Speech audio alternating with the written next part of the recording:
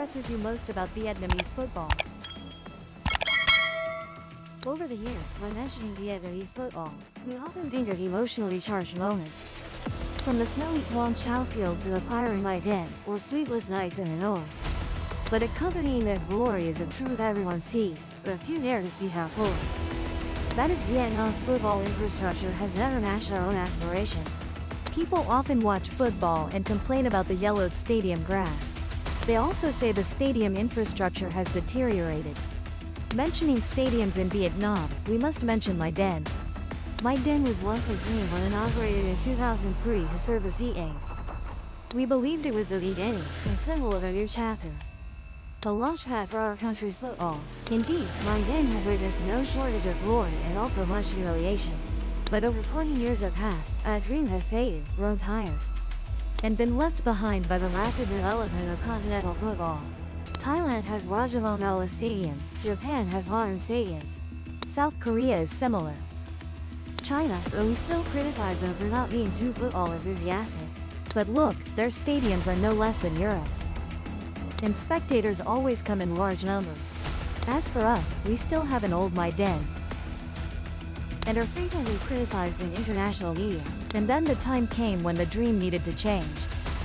A country of over 100 million people, and ambitious football, wanting to compete in the future, cannot forever stand under an old roof with yellowed grass. Vietnam wants to go further, and to do that must have a new symbol. A true football cathedral, both of national stature, and able to stand shoulder to shoulder with modern stadiums in Asia. We need a boost, a declaration, a leap forward. And that leap starts from Hung Yen, not Hanoi. In October 2025, Hung Yen became the focus of Vietnamese football. Not Hanoi, not Ho Chi Minh City, and not even Viet Tri Stadium, which often brings luck to the Vietnamese team, but Hung Yen, a peaceful land by the Red River. Now entered history when the Ministry of Public Security began construction of PTS Stadium, with a capacity of 60,000 seats, officially surpassing Mai Den Stadium to become Vietnam's largest stadium. 60,000 seats, that's a number Vietnam has never had before. No longer the small stands of 20,000, 30,000 seats. Like stadiums in provinces, even smaller. No more scenes of fans crammed like sardines. No more worries about damaged fields, torn grass, or roofs that only exist on blueprints. PTS Stadium with 60,000 seat capacity is a commitment that Vietnam wants to host continental top matches, and a declaration that football is not just for watching, but also becomes a leading entertainment industry. This stadium is built on land up to 55,000 square meters, located within a 92-hectare sports and service complex. And most impressively, this stadium also has an extremely professional roof. What Vietnamese audiences are often impressed by when watching Europe, it is a retractable dome. The dome that seemed to only exist in the West has now appeared in Vietnam. It opens and closes automatically, based on technology from the AT&T Stadium, and one of the largest retractable dome stadiums in the world today. This dome can open to welcome sunlight and breeze on beautiful days, and close in just about 12 minutes during rain or storms, or when lighting effects are needed for nighttime events. This technology puts Vietnam among the rare countries in Asia that have a stadium with a retractable roof on par with other major stadiums in the region and across the continent. Not just the dome, the hybrid modular turf is also a new advancement. It drains water quickly, has good load-bearing capacity, and is easy to, especially suitable for both football and concerts. Something Mai Den once dreamed of but lacked sufficient infrastructure to fully realize. Therefore, whenever Mai Den hosts concerts, football has to make way and move elsewhere. Not stopping there, the stadium has 4 main stands A, B, C, D along with a luxurious VI, broadcast control center, press area, and even an external square with a large parking lot. Watching football feels like going on vacation. Compared to the world, PTS Stadium may not be the largest in terms of capacity. It only ranks around top 100, or even outside the global top 100, because there are many other large stadiums, like the world's largest stadium in North Korea with a capacity of about 150,000 seats, or stadiums in Europe with capacities from 70,000 to 90,000 seats. But don't just judge by the number of seats. There are stadiums that have made history with only about 60,000 seats. PDF, while smaller in scale, excels in flexible dome technology. Most large stadiums in the world use durable fixed roofs that don't adapt well to weather. As for PDF Stadium, as mentioned, it learned from AT&T Stadium, where the transparent glass roof allows natural sunlight and rain. Or NRG Stadium in Houston with a roof opening, closing time of 8 to 10 minutes to withstand storms.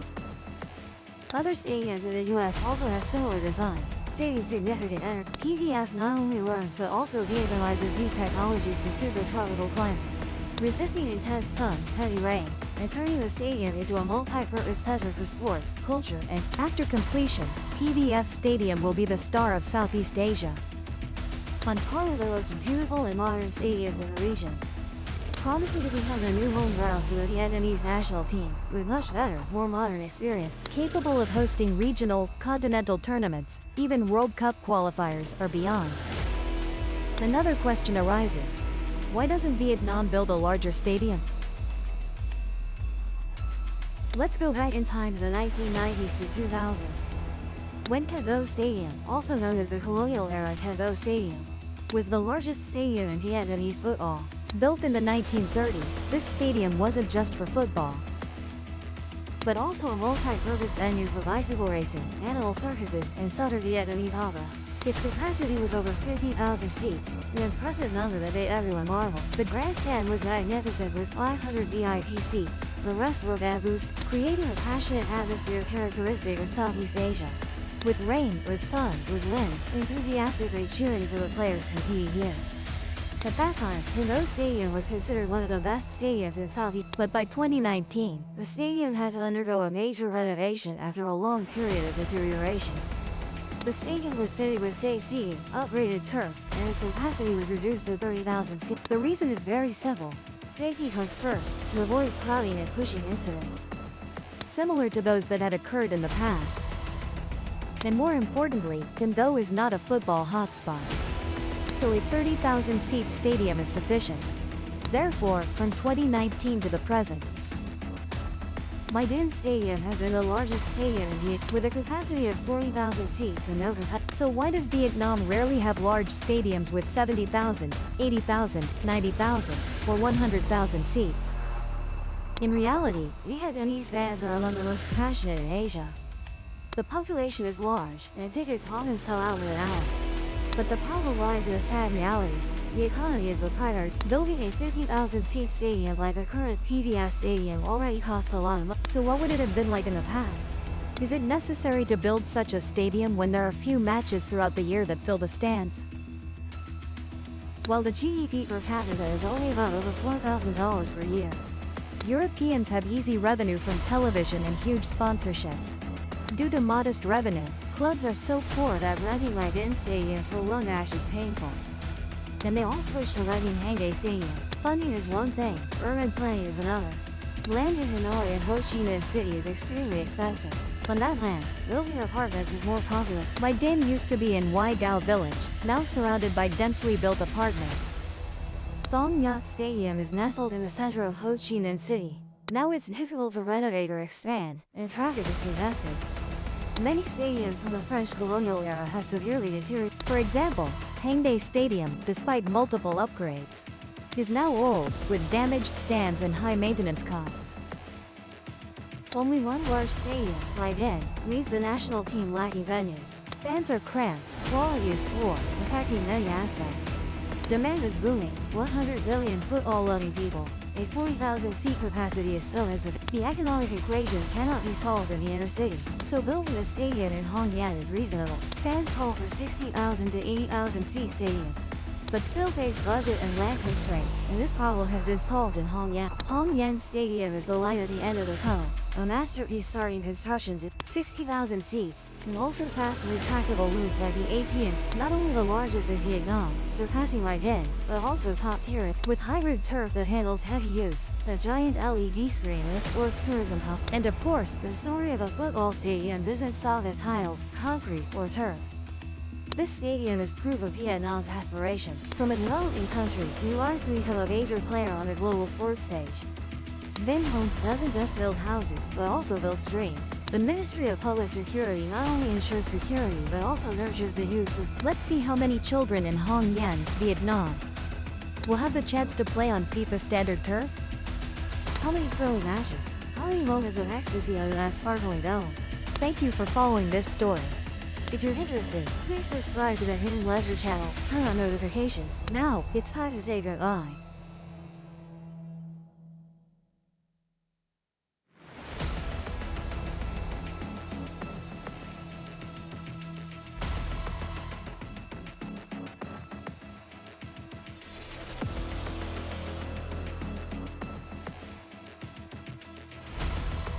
Hello and welcome.